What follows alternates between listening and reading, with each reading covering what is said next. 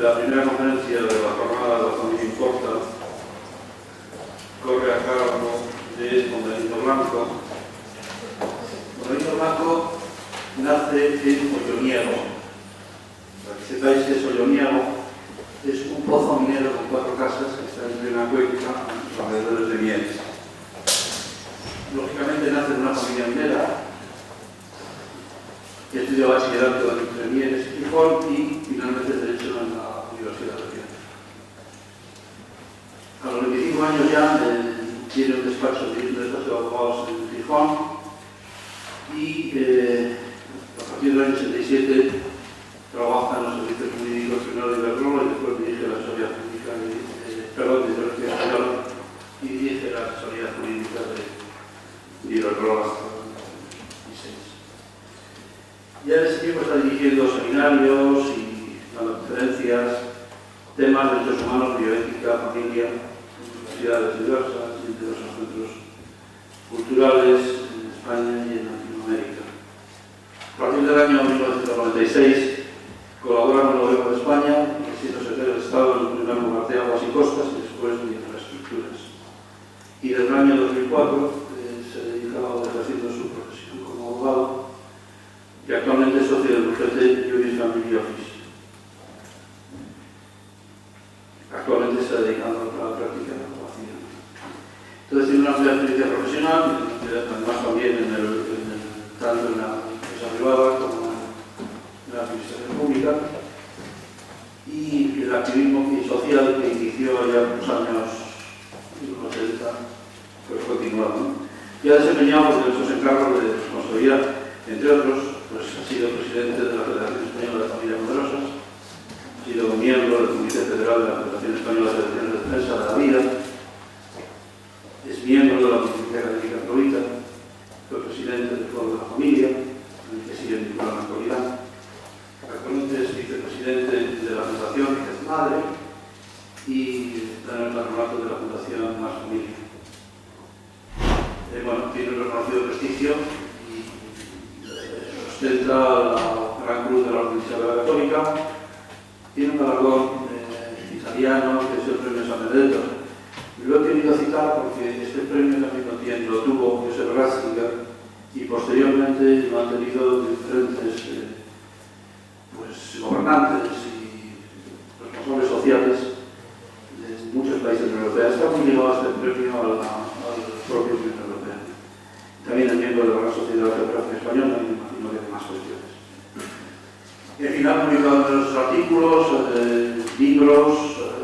Yo he querido destacar 3, Perdón y Familia, del año 9, En Defensa de la Familia, del año 11, y también del año 11, La Familia y los debates que no tuvimos. Algunos en colaboración con otras personas y diversas editoriales. Imparte actualmente conferencias y seminarios en todo el mundo y es aquí en Ávila, en la Universidad Católica. Y quizá en este momento lo más importante que puedo decirles es que tiene 3 hijos y un nieto que le trae 2 años sin el nieto.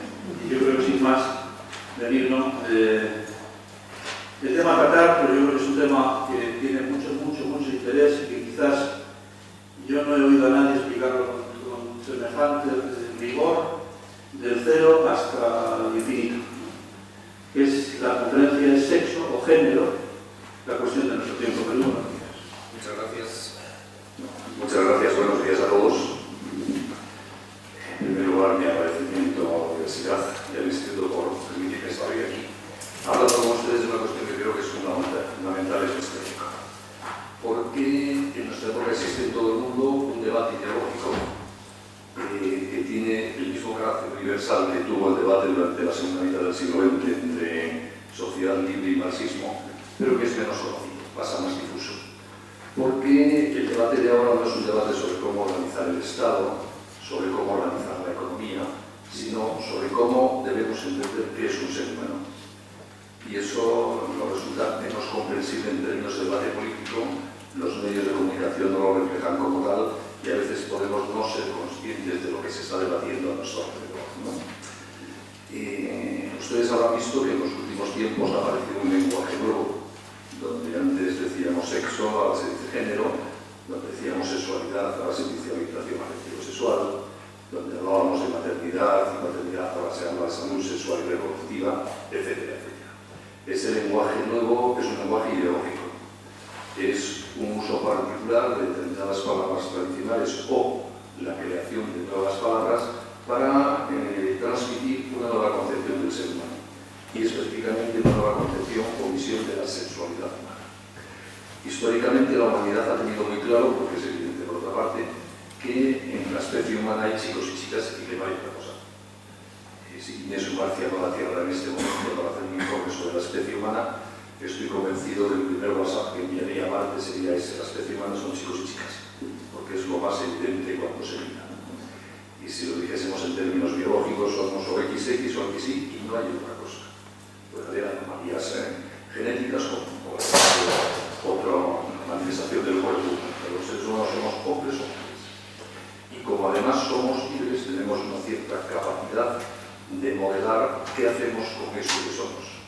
Pero hay que distinguir siempre lo que somos, chicos o chicas, y lo que hacemos con lo que somos, con nuestra masculinidad y con nuestra feminidad.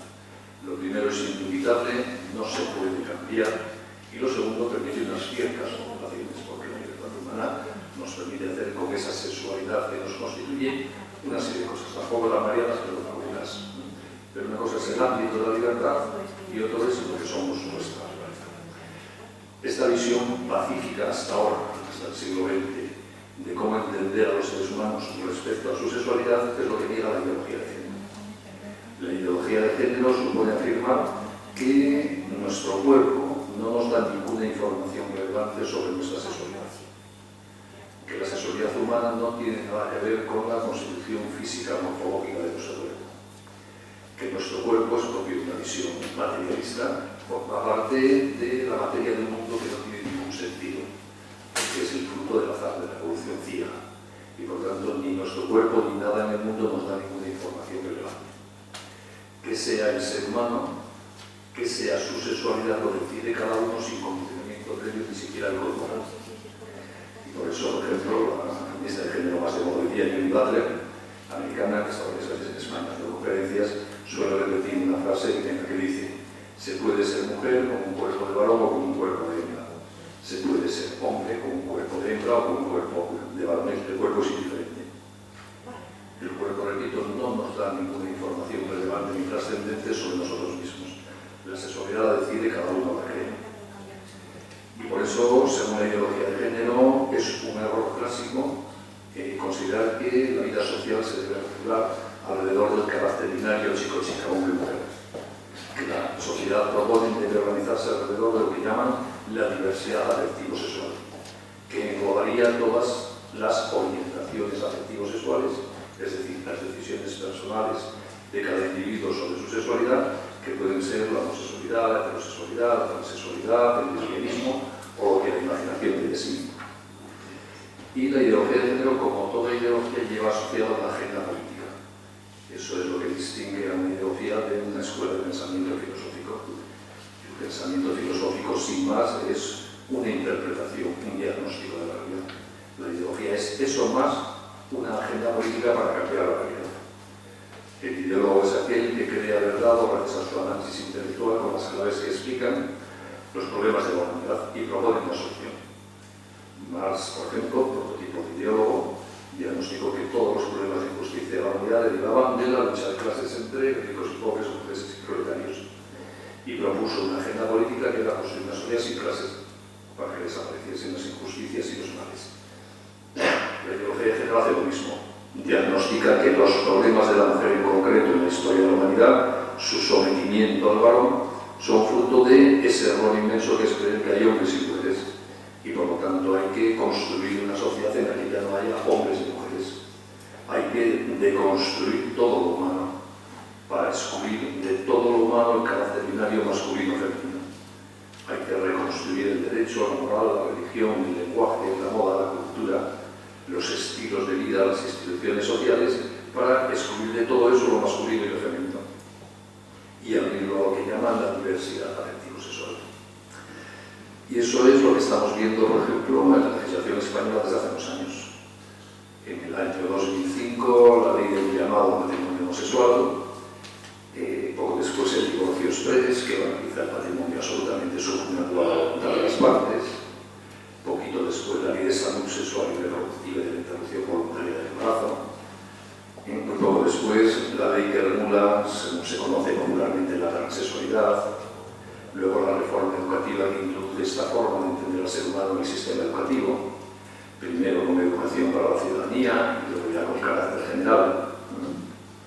Y ahora, por último, se están aprobando en casi todas las comunidades autónomas, Castilla y León es todavía una excepción de las pocas que quedan, unas leyes que, bajo la presunta apariencia de luchar contra la discriminación de los que llaman personas LGTBI, que como saben ustedes es el acrónimo de lesbianas, gays, bisexuales, transexuales e intersexuales, en vez de establecer medidas de lucha contra la discriminación, lo que hace es imponer estas leyes en todos los sectores de la vida social, la ideología de género. Y ahora, por último, este es un rápido resumen, se está tramitando en el Congreso de los Diputados un proyecto de ley presentado por el Grupo Parlamentario de Podemos Izquierda Unida, que va a hacer lo mismo con carácter general para todo el país. Y se va cerrando la aplicación de esta agenda de la ideología de género en nuestro país. Hago este brevísimo resumen legislativo, solo para que vean que esto que estoy explicando no es algo que esté en las nubes, está aquí.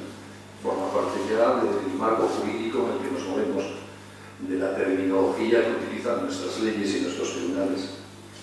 Y en virtud de esa imposición de la ideología de género, a través de estas leyes LGTBI, la que se aprobará próximamente en el Parlamento, se va a imponer en todos los sectores de la vida social. Tanto las leyes que se aprueban en las comunidades autónomas como esta que se tramita en el Parlamento tienen capítulos dedicados a las fuerzas y cuerpos de seguridad, al Poder Judicial, a las bibliotecas, al ojo, a la cooperación exterior, a la inmigración, a la educación, a la sanidad, a la cultura, a la tercera edad, a los jóvenes, a la familia, y podría seguir. Y establecen para todos esos sectores de la vida social, pública y privada, normas específicas para implantar la visión propia de la ideología de género en todos los ámbitos de las relaciones sociales. Y estas normas van a tener una especial trascendencia en lo que se refiere a la educación, porque en otros sectores de la vida social la capacidad de las administraciones públicas de aplicar las previsiones de estas leyes es relativamente pequeña. Pero en la educación es muy fácil, porque el 70% largo del sistema educativo español, pero universitario, es de titularidad estatal, es decir, directamente el Estado manda. Y en el 22% que es de iniciativa social, el Estado tiene una capacidad de intervención fortísima, es uno de los sectores más regulados de la actividad privada. Y por lo tanto, lo que prevé el Estado a través de las leyes en la educación se aplicará muy rápida y eficazmente. Y además es especialmente trascendente la aplicación de estas leyes en la educación, porque los sujetos pasivos ahí son niños y niñas que están formando su concepción de la sexualidad. A mi edad no me va a cambiar mis ideas sobre la sexualidad ni una ley publicada en el boletín oficial del Estado, obviamente. Pero un niño o niña de 8, 10, 12 años, pues es muy fácil influir en ese terreno, porque está empezando a agarrarse en este terreno. Por lo tanto, la aplicación de estas normas en la educación va a ser especialmente preocupante para las personas que no compartimos la ideología de género. Y a mí estas normas me preocupan especialmente porque son una amenaza para la libertad. Cuando el Estado hace suya una ideología, la que sea, era lo mismo, todos aquellos que en la sociedad no comparten esa ideología empiezan a ver mermada su libertad. Cuando en los años 30 en la Alemania nazi, el Estado empezó a hacer suyo el lenguaje nazi, las banderas nazi, los uniformes nazis, la simbología nazi, los no nazis en Alemania tuvieron menos libertad. Y esto está empezando a pasar con la ideología de género aquí, en la medida en que el Estado hace suya el lenguaje, los símbolos, la bandera, los contenidos ideológicos de una ideología como es la de género, quienes no la compartimos empezamos a ver amenazadas nuestras libertades. Si hablamos diciendo lo que pensamos sobre sexualidad, hay gente incluso atreve a plantear ya querellas ante los tribunales, como si no se pudiese opinar sobre la sexualidad en una sociedad democrática y libre. Gracias a Dios los tribunales, porque esto es lo que ha estado dicho hasta ahora, siempre han dado la razón a la libertad de expresión. Pero hay gente que se atreve a plantear límites vía penal a la libertad de expresión. En la educación veremos cómo a nuestros chicos, a mi nieto, empiezan a explicar lo que están explicando ya en las aulas desde infantil, una visión de la sexualidad que es un inmenso error. Por ejemplo, esta ley que se está tramitando ahora en el Congreso de los Diputados dedica los artículos 46 siguiente es educación. En el ponente dice que las administraciones públicas aprobarán un plan integral de educación que es de fomento de la diversidad sexual de género y familiar, que se aplicará de manera transversal en todas las asignaturas. Este plan deberá incorporar la realidad LGTBI y la diversidad familiar dentro de los programas de estudio de manera regular y deberá contener como mínimo en todas las asignaturas y cursos la implantación de ejercicios y ejemplos que contemplen la diversidad sexual y de género, así como la diversidad familiar. B. La inclusión de la diversidad familiar en la educación infantil. La atención a la diversidad sexual de género y familiar en asignaturas como conocimiento del medio en educación primaria y el estudio del movimiento LGTBI en la asignatura de historia en educación secundaria. O sea, desde infantil, que empezará el adoctrinamiento con carácter transversal en todas las asignaturas de todo este mundillo LGTBI, diversidad sexual, etc. Luego, el artículo 41 es dedicado a los alumnos, el 41 a los profesores. Dice, la Administración General del Estado y las comunidades autónomas, en el marco de sus respectivas competencias, impartirán formación que garantice la sensibilización adecuada y correcta, actuación de los profesionales del ámbito de la educación, de tal manera que sepan desarrollar los planes de educación basados en el respeto a la diversidad sexual y de género. La atención a la diversidad sexual de género y familiar estará incluida como materia evaluable en los exámenes de acceso a todos los cuerpos docentes. Primero los alumnos, luego los padres, luego los profesores y luego el artículo 42 se dedica a los padres. Se promoverá por los centros escolares la impartición de seminarios de sensibilización respecto a la diversidad sexual y de género tanto para los estudiantes como para los progenitores y tutores de los mismos. Como ustedes, es un intento omnicomprensivo de adoptar a toda la sociedad, aprovechando el sistema escolar y dirigido tanto a los alumnos como a los profesores y a los padres. Y sí que no voy a leerles más. Con esto quiero decirles ahora de un tema importante, que todos vamos a encontrarnos en un sitio o en otro con estos planteamientos ideológicos de género. Consecuencia, tenemos que tener criterios sobre ello. No se puede decir, no, esto conmigo no, va con todos. No hay que tener criterio, hay que decidir. No se puede ser un ciudadano del siglo XXI en España, como en cualquier otro país de nuestro entorno, sin opinar sobre el título de esta conferencia, sexo o género. Y además es incompatible las dos cosas, o una o otra. Y por eso voy a explicarles por qué yo pienso que sexo y no género. Antes les decía que si viniese un marciano aquí y mirase a los humanos, vería con claridad que somos chicos y chicas, hombres y mujeres, ¿no? Vamos a hacer nosotros ese esfuerzo de mirar a los humanos, ¿no? De mirar sin prejuicios. Cuando vemos que hay chicos y chicas, eso es muy importante, porque quiere decir que uno es chico o chica siempre.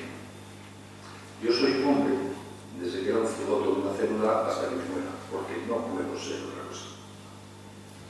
Y mi mujer es una chica desde que era un cigoto de una célula hasta que se muera, porque no puede ser otra cosa.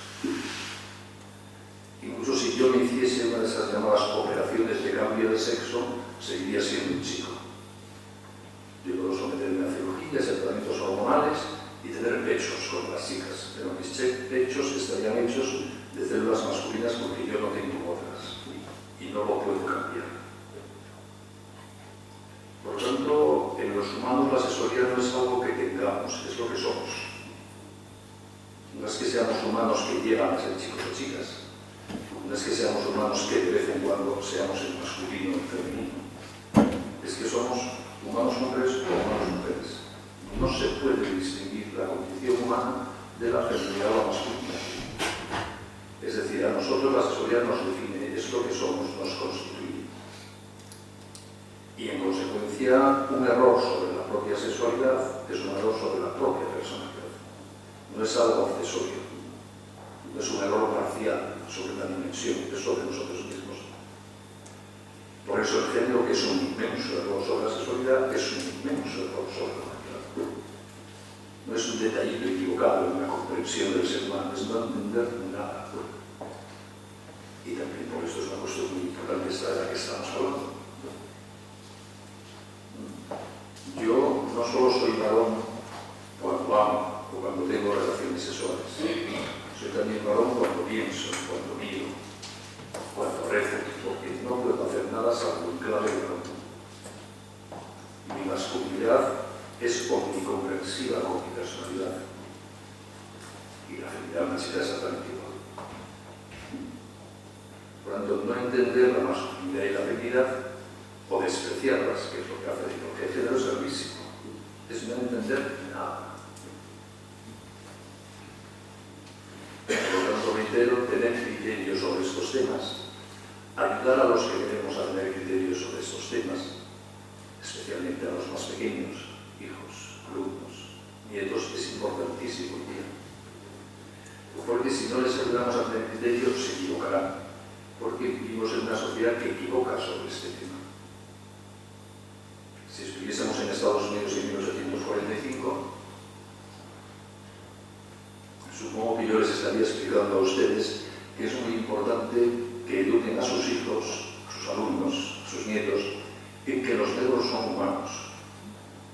Porque si ustedes no les transmitiesen eso con claridad a sus hijos, la sociedad americana de la época, por lo menos en el sur, Virginia, por ejemplo, les confundiría y creería que los negros no son humanos. Porque es en lo que estaba equivocada aquella sociedad. Y hoy día nos pasa lo mismo en el ambiente social en que vivimos con este tema del sexo. Por eso la familia tiene una inmensa responsabilidad hoy más que nunca de ocuparse de una forma activa, programada, consciente y continua de la educación en materia afectivo-sexual de los pequeños. Porque si no los educamos en casa, lo más probable es que se corrompan. Porque la sociedad no se prepara en este tema, tiene otra cosa. Y por eso, padres y madres, tenemos hoy, más que nunca, una absoluta responsabilidad, reitero, de ocuparnos de este asunto. Si no, estamos haciendo probablemente un inmenso daño a nuestros hijos. Cuando yo era joven, si nuestros padres no nos educaban en este terreno, hacían mal, pero en el fondo no pasaba nada. Porque la sociedad tenía seguridades ambientales, las básicas ambientales. Y pronto, si no lo adquirías en casa, lo adquirías en la sociedad, ese conocimiento. Hoy no. Hoy los niños, cuando salen de casa y se proyectan en la vida social, y lo hacen desde muy pequeños, están sometidos a influencias que les pueden confundir en este terreno de la sexualidad. Y cuando tienen que salir de casa con criterio, con seguridades. Hay que formar niños con libertades fuertes, capaces de decir, eso no lo quiero. O si dicen si quiero o que deben decir no quiero, saber por lo menos que se han equivocado y deben rectificar. Porque no podemos educar a nuestros hijos para que no se encuentren con el mal, eso es imposible. Se van a encontrar, por supuesto. Gratis, atractivo y amable. Hay que educarles para que digan no quiero eso. O, repito, para que digan me he equivocado, queriendo lo que no debo querer. Ese es el gran reto de la educación hoy día. Pero claro, educar solo puede hacerlo el que se aclara sobre en qué consiste ser una buena persona. Porque educar es ayudar a un niño a ser buena persona. Luego está transmitir habilidades, conocimiento, pero lo importante es ayudar a ser buena persona. Y para eso hay que saber en qué consiste ser una buena persona. El que no lo sabe no puede educar aunque quiera. Y por eso tanta gente hoy, escuelas, profesores y familias, fracasan en el intento de educar, porque no saben en qué consiste ser una buena persona. Por eso entender qué es el ser humano, en qué consiste ser un ser humano hoy día es fundamental. Y entender la sexualidad dentro de la definición del ser humano igual de fundamental. Sigamos mirando al ser humano. Hemos quedado que hay chicos y chicas. A poco que observemos con un poco más de seriedad nos daremos cuenta de que eso de ser chico o chica no es solo una información relevante para los chicos por un lado y para las chicas por otro lado, sino que nos dice mucho sobre la forma de relacionarse los unos con las otras. Porque hay una evidente complementariedad entre lo femenino y lo masculino. Chico y chica, pene, vagina, espermatozoide, óvulo, niño. Y además la única forma de poner en contacto el óvulo y el espermatozoide es pene, vagina. Luego en laboratorio se puede ver artificialmente cualquier cosa, ¿vale? Es decir, que somos chicos o chicas y eso significa que podemos ser papás y mamás. Eso es un dato, de hecho, podría verlo el marciano. No es un juicio moral, somos así, los humanos.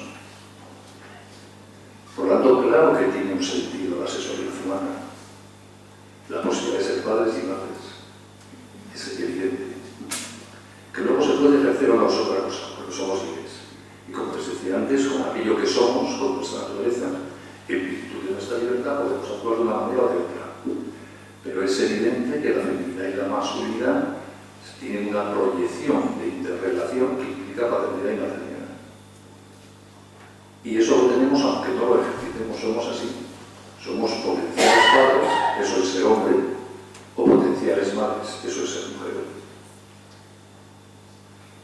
Por lo tanto, es mentira lo que nos dice el género y que nuestro cuerpo no nos da ninguna información sobre nuestra sexualidad. Nos da toda la información que necesitamos, hasta ahí podemos llegar. Lo que pasa es que hace falta mirar sin prejuicios. Y además vemos que el pequeño ser humano cuando nace es el ser más prematuro de la naturaleza. Nacemos antes de tiempo. Y por lo tanto es imprescindible para que las cosas funcionen bien, para que la ecología de la vida se despliegue, que papá y mamá constituyan un útero familiar que sustituya durante mucho tiempo al útero materno donde está el niño durante 9 meses. Al útero de la mujer debe sustituir el útero de la familia mucho tiempo. Y por eso, eso que crean el hombre y la mujer cuando se interrelacionan y generan vida, tiene una natural proyección en el tiempo, es algo estable, tiene que ser estable. Y luego con la libertad podemos hacer que no sea estable, ¿vale? Pero lo natural es que lo sea, porque la vida lo exige. Pues la constatación de esto tan elemental, un chico, una chica, un hijo, estabilidad, la historia del pensamiento la llamamos matrimonio, familia, que no las ha inventado nadie. Es que somos así, somos seres familiares. No es tan complicado de entender tampoco, ¿no? Pues todo esto no lo entiende la ideología de género. Como no somos ni hombres ni mujeres, no hay ninguna complementariedad entre lo que somos. La sexualidad no tiene ningún sentido, no está abocada a nada. Y por eso, en un contexto de la ideología de género, se concibe la maternidad como una agresión, como algo de lo que hay derecho a librarse. Y por eso cité antes, entre las leyes aprobadas en España en el contexto de la ideología de género, la ley del 2010 de la interrupción voluntaria del embarazo, así llamada. El aborto no lo inventa la ideología de género, pero en el contexto conceptual de la ideología de género, el aborto es un derecho de la mujer. ¿Por qué? Para la ideología de género, la maternidad feminiza, esclaviza a la mujer, definitivamente, que tiene derecho a librarse de eso. ¿Ven ustedes qué distinta forma de ver las cosas?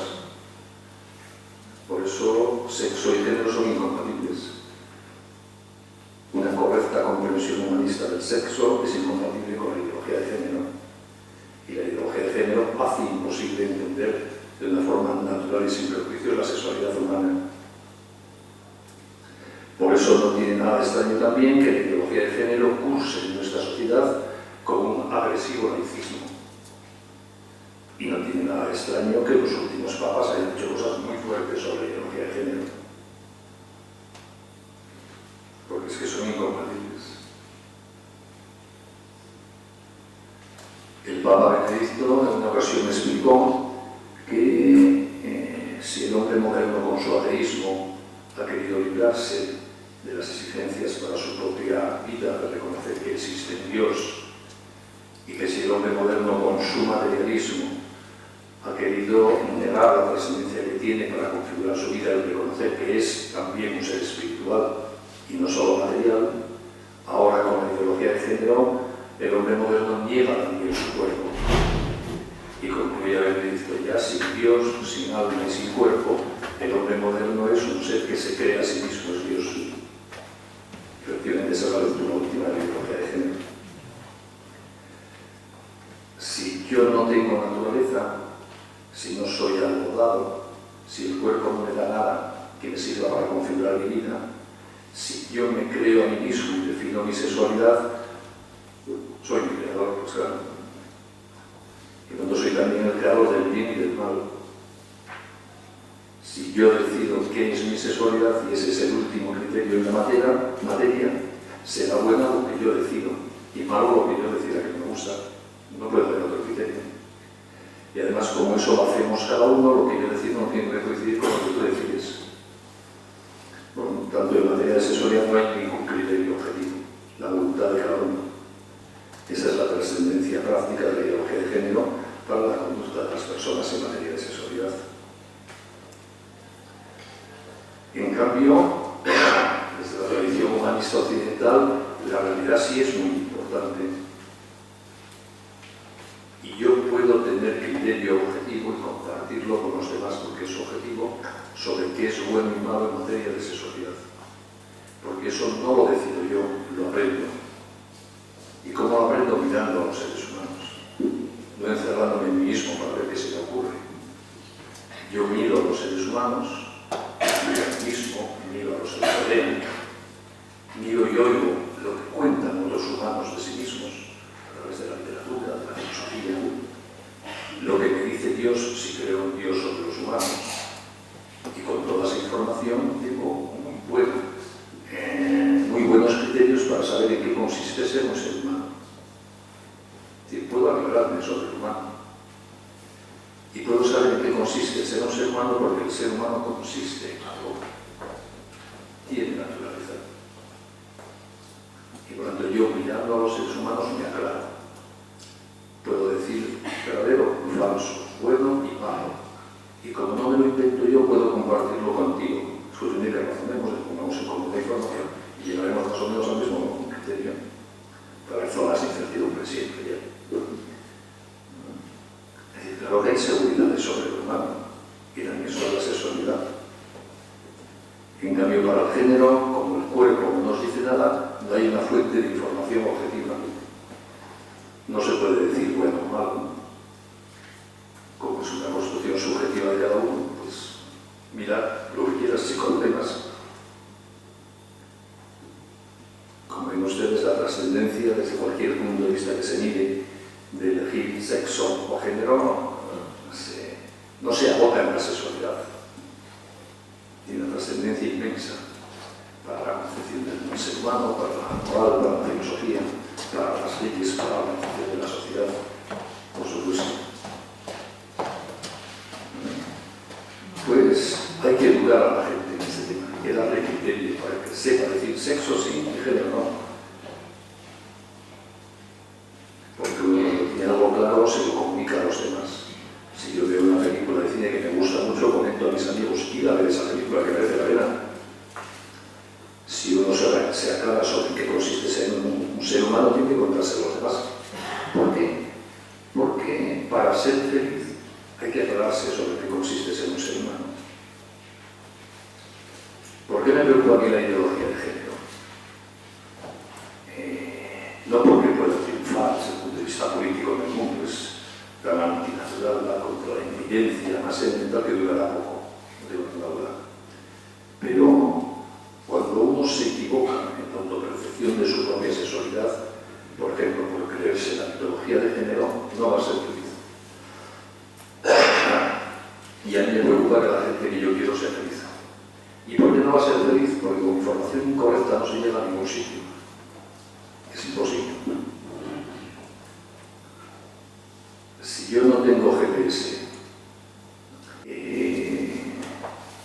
no tengo un mapa, no tengo quien me oriente, no sé dónde estoy y quiero llegar a Pekín, no llego seguro ni por casualidad. Pues para ser feliz, para llegar a la felicidad, nadie debe tener el GPS, que es conocer la naturaleza humana. Saber de qué va esto de ser un ser humano. Porque el que no lo sepa no llegará a ser feliz. Puede pasar por paisajes muy bonitos que te hagan creer que sí es feliz por el camino, pero no llega a vivir, no llega a la felicidad. Esto es lo que está en juego por la ideología de género. Y por eso también desde este punto de vista es tan importante tener criterio y ayudar a tener criterio. No es un tema baladí o accesorio, circunstancial, es un tema esencial. Estamos tocando fondo en la crisis de la humanidad.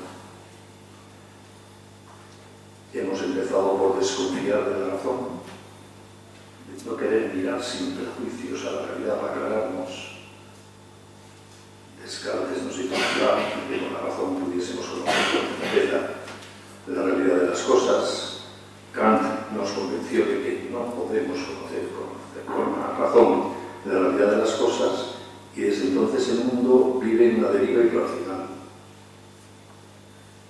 donde solo nos fiamos de los conocimientos propios de las ciencias experimentales. Creemos que solo hay certeza intelectual en lo matematizable, en lo cuantificable. Y por lo tanto hemos arrumbado al terreno de lo subjetivo, de lo arbitrario, de aquello en lo que no hay certeza es todo lo importante, a Dios, al hombre. Y por eso nuestro mundo no se aclara. Hay que recuperar la confianza en la razón. Los seres humanos razonando nos podemos aclarar, porque el mundo consiste. Hay una naturaleza de las cosas y yo, por ser racional, puedo conocer con certeza en qué consiste todo lo que existe. Esta es la condición que el mundo moderno ha perdido. El mundo es razonable. Todo lo que existe es razonable. Y yo, como racional que soy, puedo conocerlo. Puede costarme más o menos, sí, pero puedo conocerlo. Esto es evidente para quien cree que en el origen de todo está la razón. Porque si tú crees que en el origen de todo está la razón, sabes que en el origen de todo hay un tipo muy listo que ha pensado muy bien todo lo que ha hecho, y lo que está hecho está bien hecho. Pero incluso sin saber que en el origen de todo está la razón, si se mira sin prejuicios al mundo, se ve que el mundo es razonable. Aristóteles no tenía ni idea de que existía un Dios creador, jamás se le pasó por la cabeza esa idea. Pero como miraba sin prejuicios el mundo, veía que el mundo es razonable, que hay regularidades, que hay causas y efectos, que el mundo no es una locura caótica. O sea, que cualquiera que mire sin prejuicios puede entender esto, aunque no crea en un Dios creador. Si se cree en un Dios creador es más claro que el mundo es razonable. Esto es lo que no sabe la gente que nos rodea. Que todo lo que existe y nosotros también somos razonables, consistimos en algo y podemos conocerlo. Y así, mirando sin prejuicios, se ve que es bueno y que es malo. Y no soy yo el que lo decide, yo lo conozco. Y mi opción es poner mi libertad al servicio de eso que identifico como bueno o no, pero yo no creo en el bien y el mal. Esto el género lo entiende, claro. Por eso también podemos tener certezas no solo intelectuales, sino también morales. Porque hay cosas que son objetivamente buenas siempre, porque ayudan a ser una buena persona, y hay cosas que son objetivamente malas siempre, porque no ayudan a ser una buena persona. En materia de sexualidad también. Y por eso la sexualidad debe ser educada, por supuesto, como todo lo humano. Los seres humanos no somos seres instantáneos, no estamos hechos de una vez, gracias a Dios. Nos hacemos en el recurso del tiempo, nos vamos construyendo biográficamente. Y por eso todo lo humano debe ser educado en el tiempo.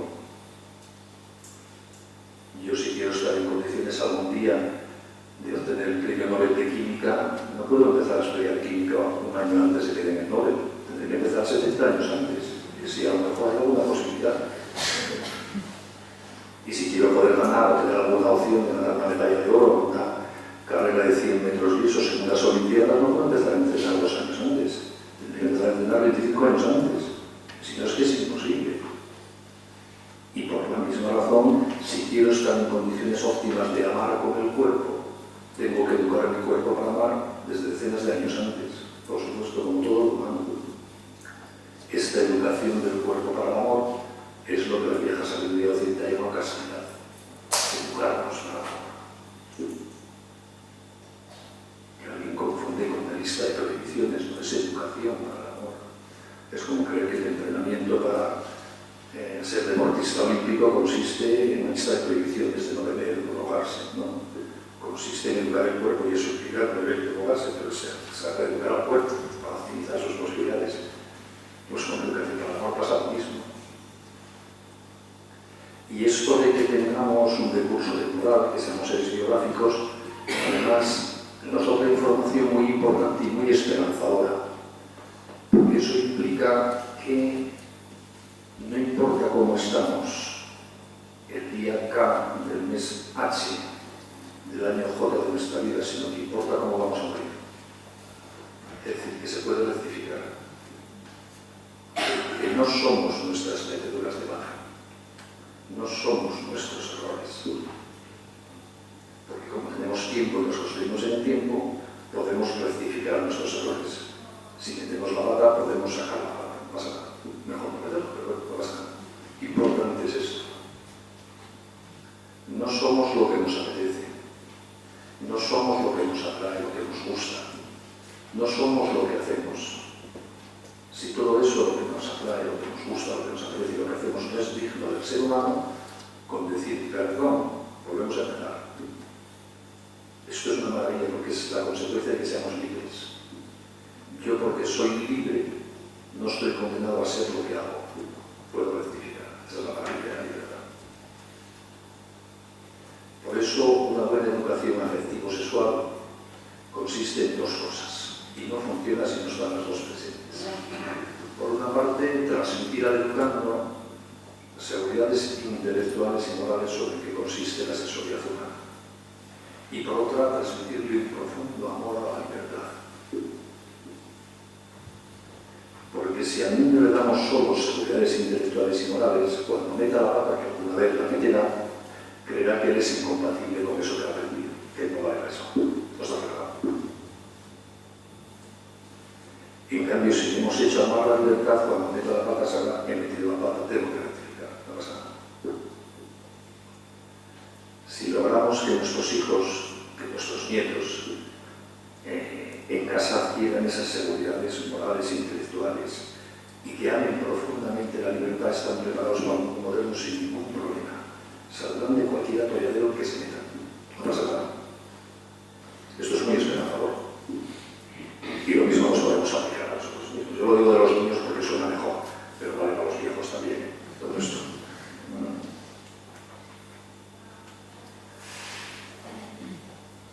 Por eso, padres y madres, educadores, ocupados de estas cosas hoy. Es el reto de nuestra época. Y como ciudadanos de esta época es nuestro reto. A mí me importa completo los problemas de la humanidad del siglo XIII porque yo no estaba allí, no puedo influir en ellos. Pero me importan mucho los problemas de la humanidad del siglo XXI porque estoy aquí. Tantos son mis problemas.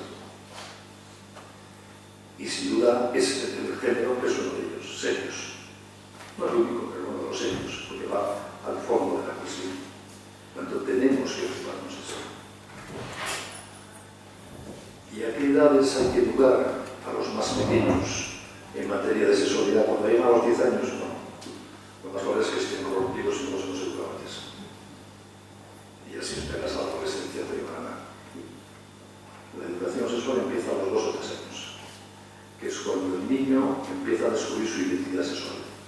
Es cuando el niño empieza a percibirse distinto de su hermanita y la hermanita distinto de su hermanita.